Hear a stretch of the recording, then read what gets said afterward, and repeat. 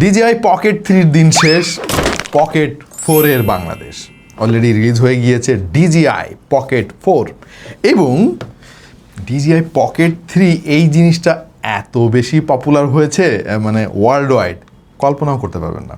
এইটা আমাকে মনে করিয়ে দেয় নোকিয়া 1100 ফোনের কথা। মানে সারা দুনিয়াব্যাপী এত বেশি বিক্রি হয়েছে। একটা সময় ছিল যখন আপনি যেখানে যাবেন, যেদিকে তাকাবেন দেখবেন যে নোকিয়া 1100 ফোন কারো না কারো হাতে আছে। DJI Pocket 3 অবস্থা ছিল অনেকটা সেরকম। আমি নিজে বিভিন্ন দেশে গিয়েছি ট্যুরে এবং সেখানে গিয়ে অনেক মানুষের হাতে দেখেছি, গণহারে ব্যবহার হতে দেখেছি DJI Pocket 3।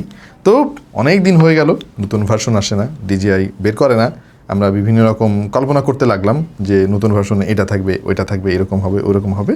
আলটিমেটলি আমাদের হাতে চলে এসেছে DJI Pocket 4 এবং এখন আমরা একদম সাইড বাই সাইড তুলনা করতে পারবো যে কোথায় কোথায় ইমপ্রুভমেন্ট এসেছে, কোথায় ডাউনগ্রেড করে ফেলেছে, মূলত নতুন জিনিস বের কেন করলো, আদৌ কি এইটাতে আপগ্রেড করার কোনো প্রয়োজনীয়তা আছে, বিশেষ করে যারা DJI 3 চালাচ্ছেন বা যারা কিনবেন এই মুহূর্তে, তাদের কি DJI Pocket 3টা কিনলে অনেক বেশি লস হয়ে যাবে?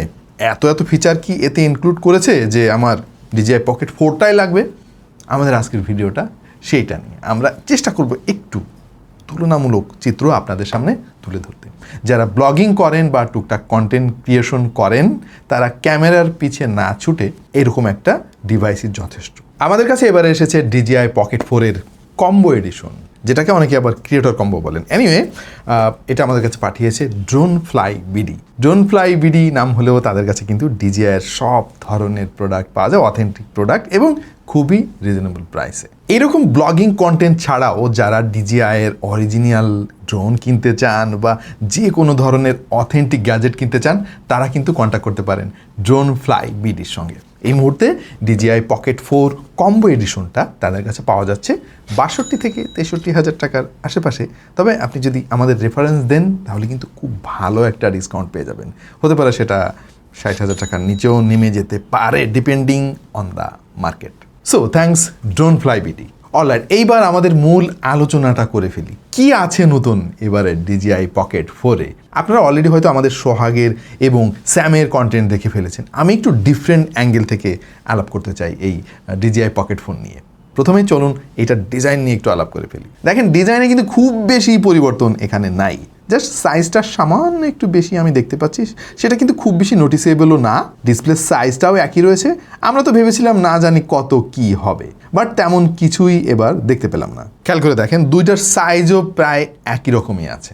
বাট একটা জিনিসে আমি একটু কষ্ট পেয়েছি এবার, ক্রিয়েটর কম্বোতে কিন্তু DJI Pocket 3-তে আমরা দেখেছিলাম যে ভেতরে একটা ব্যাটারি প্যাক দেওয়া থাকে এবং সেটা আর একটু লম্বা চওড়া টাইপের হয়, জিনিসটা আর একটু বড় হয়, খুব ভালো গ্রিপিং পাওয়া যায়, এক্সট্রা ব্যাটারি ক্যাপাসিটিও পাওয়া যায়। বাট এবারের কম্বো এডিশনে কিন্তু এডিশনাল কোনো ব্যাটারি প্যাক দেওয়া হয় নাই, যেটা উচিত ছিল। বাট তারা কিছু জিনিস এবার যুক্ত করেছে যেটা অবশ্যই অ্যাপ্রিসিয়েট করার মতো, কিছুক্ষণের মধ্যেই জানতে পারবেন। ডিজাইন ল্যাঙ্গুয়েজ একেবারেই সিমিলার বলতে পারেন, বড় আর একটু হেভিয়ার, 190 গ্রামের আশেপাশে। ওজন বাড়ার পেছনে কারণ হচ্ছে এবারের ব্যাটারির সাইজও কিন্তু আগের চাইতে সামান্য একটু বেশি। নতুন ভার্সনে আরও বেটার গ্রিপ এবং বেটার ব্যালেন্স পাওয়া যাবে, স্পেশালি এক হাতে শুটিংয়ের সময় আগের চাইতে আরও অনেক বেশি কনভিনিয়েন্ট আমার কাছে মনে হচ্ছে। Pocket 3-তে জিনিসটাকে প্রোটেক্ট রাখার জন্য এইরকম একটা কাভার দেওয়া ছিল, যেটা কেউ বলে যে অনেক বেশি বাল্কি এবং পকেটে রাখতে নাকি সমস্যা হয়। বাট পার্সোনালি এটাই আমার পছন্দের, কারণ বলতেছি আমি, এবার তারা গিম্বেলটাকে প্রোটেক্ট করার জন্য এইরকম একটা মেকানিজম ব্যবহার করেছে। এই জিনিসটার নাম হচ্ছে গিম্বল লক। এটাকে আপনি অনেক জোরাজোরি করে এইভাবে ভেতরে লাগিয়ে দিতে পারবেন। এর ফলে এই যে লেন্সটা দেখতে পাচ্ছেন, লেন্সটা কিন্তু রোটেট করতে পারবে না, এর ফলে সুরক্ষিত থাকবে। পাশাপাশি গিম্বলও কিন্তু লকড হয়ে থাকবে এবং এই লকটা লাগানোর পরে ডিসপ্লেটাও কিন্তু নড়তে পারবে না। আপনি চাইলে এটাকে রোটেট করতে পারবেন না বা গিম্বলটাকে অন করতে পারবেন না। বাট ঝামেলাটা হচ্ছে, ভাই, ডিসপ্লের তো কোনো প্রোটেকশন থাকলো না এখানে। ধরেন এইভাবে যদি আপনি পকেটে রাখেন, পকেটে যদি অন্য কিছু থাকে, ডিসপ্লেটা নষ্ট হয়ে যাওয়ার চান্স আছে। আগেরটা কিন্তু সেই চান্সটা ছিল না। সো এইটা একটু বালগি হলেও পার্সোনালি আমি এই মেকানিজমটাকে বেশি প্রিফার করি। পাশাপাশি এইটা বারবার খোলা এবং লাগানো বেশ ঝামেলার আমার কাছে মনে হয়েছে। এনিওয়ে, কেউ হয়তো এটাকে পছন্দ করবেন। পার্সোনালি আমার ভালো লাগে নাই, তার মানে এই নয় যে আপনার ভালো লাগবে না। আপনার কাছে এই ব্যাপারটা কেমন লাগলো অবশ্যই কমেন্টে আমাদেরকে জানিয়ে দিন। কন্ট্রোল সিস্টেমে কিন্তু অনেক আপগ্রেড এবার থাকছে। ডেডিকেটেড জুম বাটন দেওয়া হয়েছে এবার, এবং সেই সঙ্গে যুক্ত করা হয়েছে একটা কাস্টমাইজেবল বাটন। এই যে সি লেখা দেখতে পাচ্ছেন, এটাই হলো সেই কাস্টমাইজেবল বাটন। আপনি চাইলে এটাতে আপনার পছন্দ মতো ফাংশন রেজিস্টার করে রাখতে পারবেন, যেমন single tap, double tap, triple ট্যাপে কি কি হবে সেটা প্রি সিলেক্ট করে দিতে পারবেন। তবে এইখানেও আমার একটু কথা আছে, এই বাটনটা কিন্তু হাইড হয়ে থাকে। আপনি যখন ডিসপ্লেটা ভার্টিক্যালি রাখবেন তখন কিন্তু ওইটার কোনো অস্তিত্ব খুঁজে পাবেন না। যখন হরাইজন্টালে আপনি রাখবেন তখনই বাটনের অ্যাক্সেস পাবেন। আমার কাছে খুবই অ্যানোয়িং মনে হলো ব্যাপারটা। আমি যেটা করেছি আপনাদেরকে একটু বুঝিয়ে বলি। আমি রেজিস্টার করে রেখেছি, সি বাটনে সিঙ্গেল প্রেস করলে ক্যামেরা তার পজিশন সুইচ করবে। এই যে রেয়ার থেকে ফ্রন্টে চলে এসেছে। ব্যাপারটা খুবই কনভিনিয়েন্ট। আগে 3 বার প্রেস করতে হতো এই নেভিগেশন বারটা, মাঝে মাঝে কেঁপে যেত, মাঝে মাঝে 2 বার প্রেস হয়ে যেত, খুব একটা ঝামেলা ছিল। সো এখন যেহেতু এক ক্লিকেই কাজটা করা যাচ্ছে, খুবই এনজয় করছি আমি ব্যাপারটা। বাট আপনি যখন এই ডিসপ্লেটা ভার্টিক্যাল মোডে রাখবেন তখন ওই ডেডিকেটেড বাটনের কোনো অ্যাক্সেস আপনি পাবেন না। আমি জানি না যে ওইখানে দিয়ে ডিজিআইয়ের কী লাভটা হয়েছে, ওইটা এইখানে কেন দিল না, এরকম অ্যাক্সেসিবল জায়গায় কেন দিল না ওই বাটন দুইটা। ব্যাপারটা এখনও রহস্যাবৃত। ডিজাইয়ের কাছে মেসেজটা যাবে কি না আমি জানি না, কিন্তু এইটা ডিজাইনের একটা মারাত্মক ত্রুটি আমার কাছে মনে হয়েছে। আপনার কাছে কি মনে হলো একটু জানাবেন ব্যাপারটা। আর যে জয়স্টিকটা দেখতে পাচ্ছেন, এইটা কিন্তু এবার প্রেশার সেন্সিটিভ। এটাকে ডিজিআই বলছে 5G জয়স্টিক। এটার কন্ট্রোল এবং ফিল আরও অনেক বেশি ইমপ্রুভ হয়েছে, একটু উঁচু করেছে তারা, এবং রাবার লাইক ফিল দিয়েছে, ফলে নেভিগেট করতে আরও অনেক বেশি গ্রিপ পাওয়া যায়। এই জিনিসটা আমার কাছে রিয়েল ইমপ্রুভমেন্ট মনে হয়েছে, টু বি ভেরি অনেস্ট। কারণ হচ্ছে আপনি যতক্ষণ ব্যবহার করবেন গিম্বেলটা, দেখবেন যে সবচাইতে বেশি আঙ্গুল আপনার এখানে নাড়াচাড়া করে। সো এটা এরকম কনভিনিয়েন্ট করার খুব দরকার ছিল। সবচেয়ে ফিজিক্যাল যে আপগ্রেডটা আমার কাছে মনে হয়েছে সেটা হচ্ছে এলইডি ফিল লাইট। এইটা ক্রিয়েটর কম্বো ভার্সনে আপনি পেয়ে যাবেন বক্সের মধ্যেই, এবং এটা কানেক্ট করার জন্য ম্যাগনেটিক একটা পোগো পিন কানেক্টর দিয়ে দিয়েছে ডিজিআই। আর এইটা 3টা ধাপে ব্রাইটনেস কন্ট্রোল করতে পারবেন এবং কালারও চেঞ্জ করতে পারবেন 3 রকম, ওয়ার্ম, কুল এবং স্ট্যান্ডার্ড। ভাই এই জিনিসটা আসলে অনেক কাজের, মানে রাতের বেলা যারা ব্লগিং করবেন তাদের যে কী রকম লাইফ সেভিং হবে এই জিনিসটা চিন্তাও করতে পারবেন না। চলেন আমরা একটু স্যাম্পল দেখে আসি। কিছু কি দেখা যাচ্ছে? পুরা কালা কালা ভাই। হ্যালো ভাই লোক, আমরা ডিজিআই পকেট 4-এর outdoor low light performance test করার জন্য একদম লিটারালি একটা জঙ্গলের মধ্যে চলে আসছি। দেখেন একদম ঘুটঘুটে অন্ধকারের মতো, চারিদিকে অনেক দূরে আলো আছে। এনিওয়ে আমরা আপনাদেরকে একটা ম্যাজিক দেখাই। এর যে বিল্ট ইন লাইটটা আছে ওইটা আমি জাস্ট একটু অন করে দেই। Brightness 1 2 3, ta-da! একদম মনে হচ্ছে যেন আমার চারিদিকে কেউ লাইট টাইট ধরে আছে আর কি। এইটা লিটারালি দারুণ কাজ করে। যেমন আমাদের সামনে হুমায়ুন দাঁড়িয়ে আছে, ও আর কি আইফোন দিয়ে রেকর্ড করতেছে। খেয়াল করে দেখেন হুমায়ুন কিন্তু একদম ঘুটঘুটে একটা জায়গায় দাঁড়িয়ে আছে, অথচ এই লাইটের কারণে ওকে কিন্তু বেশ ভালোভাবে দেখা যাচ্ছে। এই দেখেন অবস্থা। সো এই জিনিসটা কিন্তু আপনার অনেক কাজে আসতে পারে। অনেক মুহূর্তে আপনার এই লাইটটা বিশাল কাজে আসবে। বাই দ্য ওয়ে, যে আওয়াজ শুনতে পাচ্ছেন এই মুহূর্তে সেটা হচ্ছে ডিজিআই মাইক 3 দিয়ে রেকর্ড করা কম্বোর সঙ্গে যে ইউনিটটা আপনি পাবেন বক্সের মধ্যেই। তবে সবার নজর অবশ্যই এইটার ভিডিও কোয়ালিটিতে আমি জানি, এবং চলেন সেটা নিয়ে একটু আলাপ করে ফেলি। এখানেও কিন্তু সেই 1 ইঞ্চি CMOS সেন্সর ব্যবহার করেছে, তবে লো লাইটে বেশ ইমপ্রুভ করেছে বলে ডিজিআই দাবি করছে।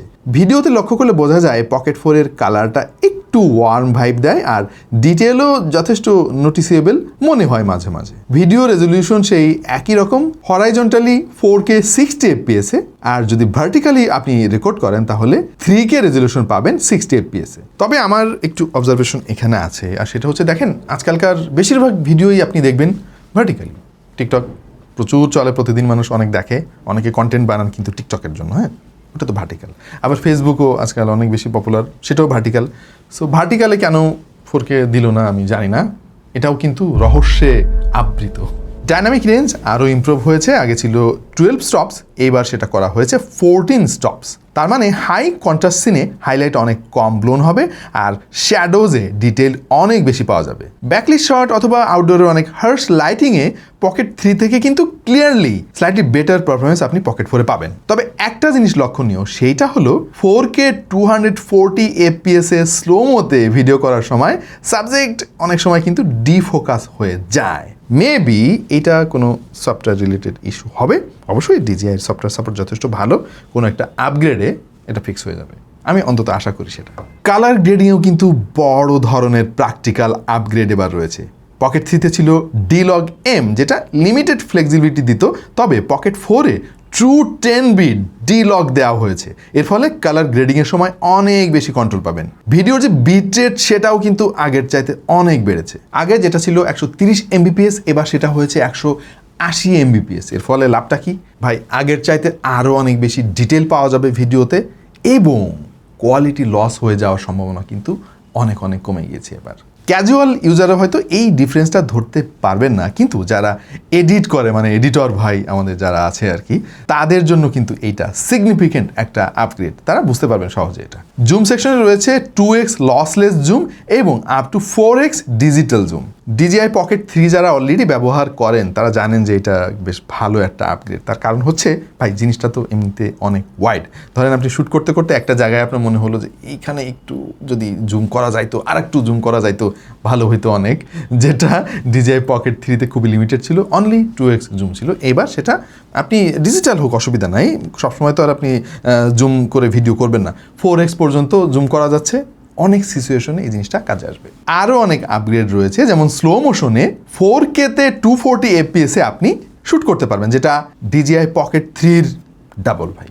যদিও ভালো লাইটিং ছাড়া ভাই এই ফিচারটা খুব একটা কাজে আসে না। ব্রাইট কন্ডিশনে সিনেমাটিক ক্লিন স্লো মোশন পাওয়া যায়, আর লো লাইটে একেবারে নয়েজ আর গ্রেইন দিয়ে ভরা থাকে। স্লোমো তো আসলে সব সিচুয়েশনে শ্যুট করার জন্য না, আমরা মাঝে মাঝে সিনেমাটিক একটা ফিল আনার জন্য স্লোমোতে শ্যুট করি। সো ভালো লাইট আপনাকে এনশিওর করতে হবে। আর এর যে 3x গিম্বেলটা আগের চাইতে আরেকটু স্মুথ আমার কাছে মনে হয়েছে। আসলে ঝামেলাটা কি জানেন, মানে DJI Pocket 3 অলরেডি অনেক অনেক ভালো জিনিস। সো এর চাইতে মানে একেবারে খুব বড় একটা জাম দেওয়া কিন্তু খুব মুশকিল আর কি। সো কোর্সে আপডেট, তবে ওইটা যে অনেক বড় একটা জাম্প ওইটা বলার কোনো সুযোগ নাই, সামান্য একটু করছে আর কি। তবে যে জিনিসটাতে বেশ বড় একটা জাম্প করেছে এবার DJI, সেইটা হচ্ছে এর ট্র্যাকিং সিস্টেম। ভাই লিটারালি AI টেকনোলজি ইউজ করে যে লেভেলের ট্র্যাকিং সিস্টেম এবার ইন্টিগ্রেট করেছে DJI, এইটার প্রশংসা না করলে কিপটামি হয়ে যাবে। অ্যাক্টিভ ট্র্যাক 7.0 নামক একটা প্রযুক্তি তারা এখানে ইমপ্লিমেন্ট করেছে, যেটা Pocket 3-তে ছিল অ্যাক্টিভ ট্র্যাক 6.0। Pocket 3 আমি অনেক দিন ধরে ইউজ করতেছি। সো আমার পার্সোনাল অবজারভেশন হচ্ছে ট্র্যাকিংয়ে কিছুটা দুর্বলতা আছে। ধরেন আপনি কোনো জিনিস ট্র্যাক করতেছেন, একজন মানুষকে ট্র্যাক করতেছেন, ট্র্যাক করতে করতে করতে একসময় যদি মানুষটা ফ্রেমের বাইরে চলে আসে, আবার ওকে খুঁজে পেতে মাঝে মাঝে একটু স্ট্রাগল করে আর কি। ইনফ্যাক্ট মাঝখানে যদি কোনো একটা অবস্টাকেল থাকে, দেখবেন যে ও হারাই ফেলছে, ওই জিনিসটাকে আর ট্র্যাক করতে পারতেছে না।